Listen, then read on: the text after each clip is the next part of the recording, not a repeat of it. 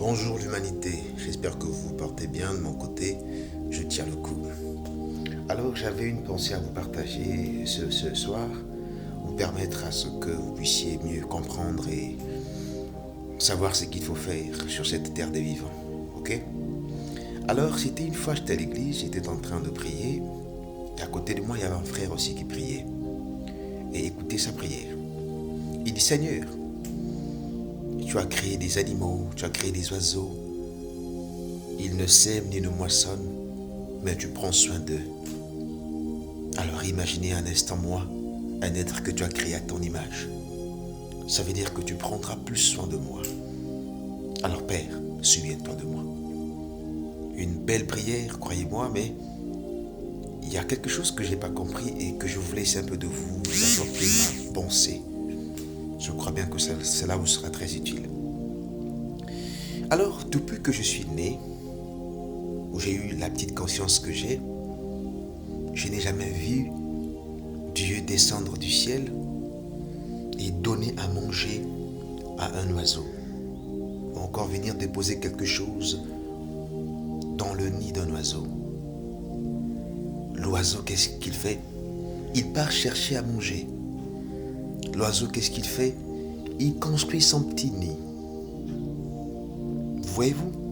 Vous allez comprendre par là que c'est un peu le contraire de ce que nous pensons souvent. Que l'oiseau ne fait rien, il est seulement là à attendre que Dieu puisse donner tout. Non. C'est une mauvaise manière de penser, une mauvaise manière de comprendre la parole de Dieu. Qu'est-ce que cela veut dire en fait? Ou encore quel est le message que vous voulez nous donner à travers cette pensée? C'est pour te dire que Dieu a tout créé sur la terre. Il y a tout à notre disposition. Tout ce que tu cherches, tu en trouveras sur la terre. Le problème, c'est de savoir là où on cherchait. C'est de se déplacer là où tu es pour aller chercher ce qu'il faut pour toi. Et c'est ce que les animaux ou encore les oiseaux ont toujours fait. Depuis la nuit des temps, c'est ce que les animaux font. Chercher, trouver et manger. Et toi, tu veux me comprendre que tu es plus spécial que tout le monde? Tu dois rester là à attendre que ça descende du ciel pour que tu puisses trouver ce qu'il faut pour toi? Je pense que c'est une très mauvaise manière de penser. Alors frère, sœur, cherche. Quand tu chercheras, tu en trouveras. Pourquoi? Parce que tout est à notre disposition. N'attends pas, ne reste pas cloué là à attendre que tout descende du ciel. Non.